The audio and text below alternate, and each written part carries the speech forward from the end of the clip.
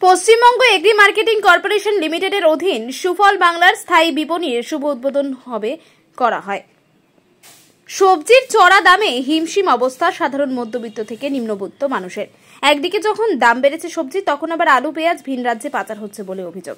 এই পরিস্থিতিতে সাধারণ মানুষকে একটু স্বস্তি দিতে বিশেষ উদ্যোগ নিল উত্তর দিনাজপুর জেলা নিয়ন্ত্রিত বাজার সমিতি।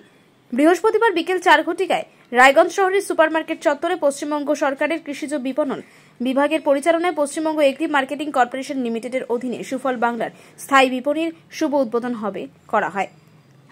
খোলা হলো সুফল বাংলা স্টল। উদ্বোধন করলেন রাজ্যের কৃষি বিপণন মন্ত্রী বেচারাম মান্না। তার সাথে উপস্থিত ছিলেন উত্তর দিনাজপুর জেলা শাসক Surendra Kumar Meena, Raiganj police district super Mohammad Sana Akhtar ও অন্যান্য আধিকারিকগণ।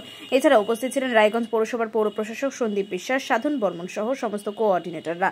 বর্তমান সময়ে যেভাবে দ্রব্যমূল্যের দাম বাড়ছে, মানুষজনের পক্ষে জিনিস কেনা খাওয়া প্রায় অসম্ভব হয়ে উঠেছে। এছাড়াও বাজারে বর্তমানে কেমিক্যাল মিশ্রিত বিভিন্ন শাকসবজির ফলমূল পাওয়া যাচ্ছে, সেসবে স্বাস্থ্য অসুরক্ষিত হয়ে পড়ছে। তার জন্য সাধারণ মানুষের স্বাস্থ্য সুরক্ষা করতে এই বিশেষ উদ্যোগ নিল রাজ্য সরকার। এখান থেকে কৃষকদের দ্বারা জৈব উপায়ে তৈরি শাকসবজি ফলমূল সংগ্রহ করতে পারবেন সাধারণ মানুষ। ওখান থেকে পাওয়া যাবে ডাল, চাল, তেল সহ অন্যান্য সামগ্রী। দেখুন, রায়গঞ্জ শহরে এটাই প্রথম আমরা আমাদের কৃষিজ বিপণন দপ্তরের মধ্য দিয়ে আমরা সুফল বাংলা বিপণনী রায়গঞ্জ শহরে আমরা চালু করলাম।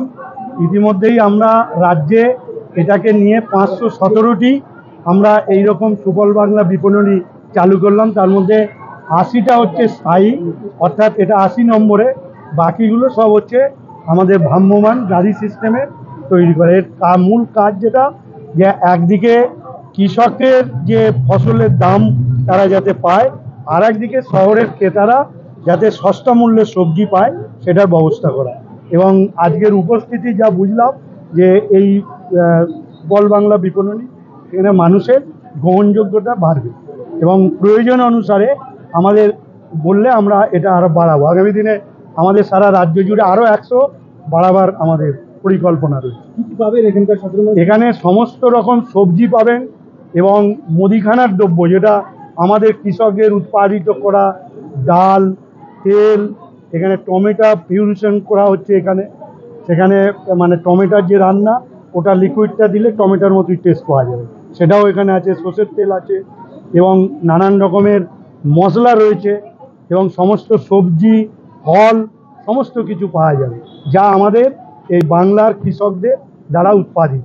দাম বেশি নিলে সাধারণ মানুষ অভিযোগ না, আমাদের সঙ্গে সঙ্গেই আমাদের জানালে আমরা অ্যাকশান নেব। এরকম ঘটনা আমাদের ঘটছে না, অর্থাৎ আমাদের যারা সুফল বাংলা যারা চালাচ্ছে, সরকারের নির্দেশ নীতি মেনেই তারা চালাচ্ছে। আরজিকর নিয়ে কি বলবেন? আরজিকর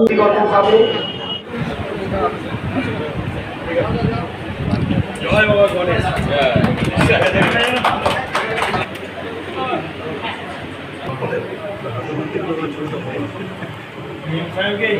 আমাদের কলকাতায়